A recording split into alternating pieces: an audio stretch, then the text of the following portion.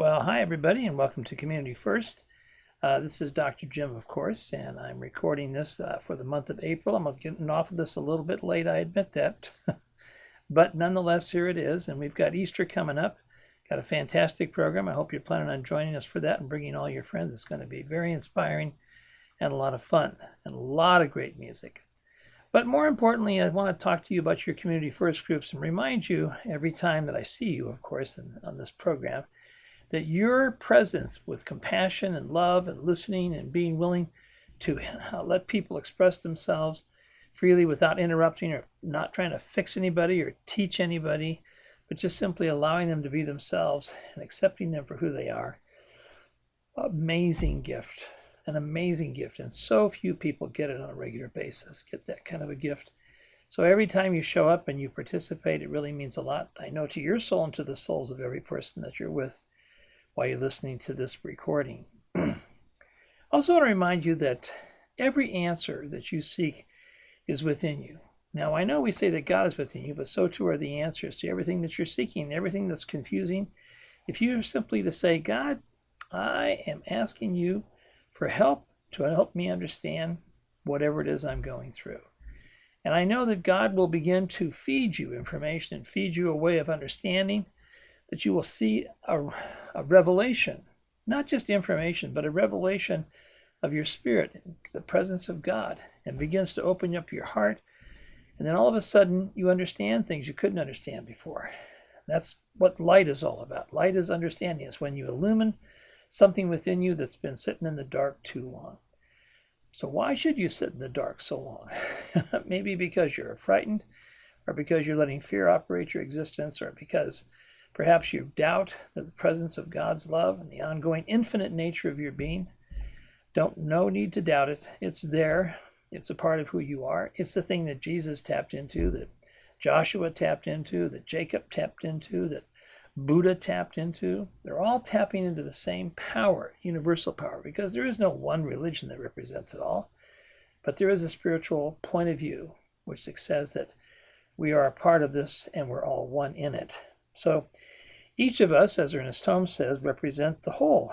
How should we feel toward the whole? Ernest Holmes says in the old order, we thought of the whole as sort of a mandatory powder, an autocratic government, an arbitrary God sending some to heaven and some to hell, and all for his glory.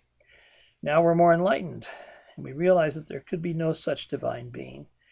We have meditated upon the vastness of the universe and the law, and we have said that God is law, and there's a divine principle which is God. So here we are, in this expression of God. Oh, so divine. And yet the only place you can find it in the here and now. You can't find it in the future. You can't plan on it for the future. You can only plan on it for your very present moment. And when you plan on it, when you call upon it, when you know you're in it and it is in you, your life begins to take a different turn, a different way of living life.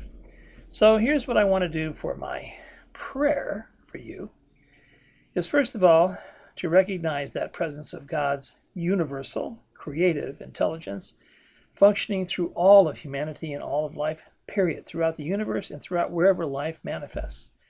So we are a part of it. And as we unify with it, we know that that universal presence is our presence, and our presence is beginning to manifest an even greater intention, a greater light, and a greater being than ever before.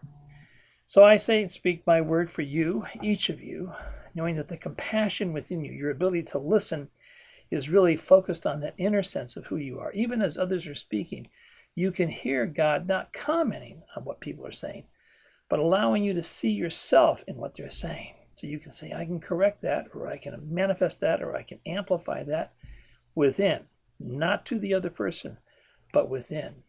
So as we're listening with that kind of intensity and that kind of love, and we're caring for each other, I know that that love begins to manifest an understanding within us, which is second to none.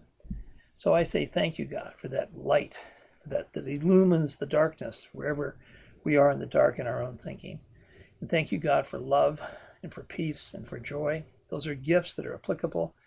And thank you, God, for the tool of gratitude to help focus us every day.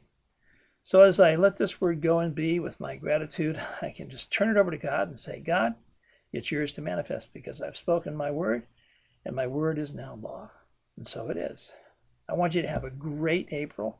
I've got a brand new series of talks coming up with a book that Patty just picked up. It's a New York Times bestseller. It's called You Are a Badass.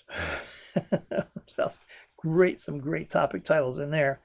So join us in April and in May. Bring your friends and stay in love with life. God bless everybody.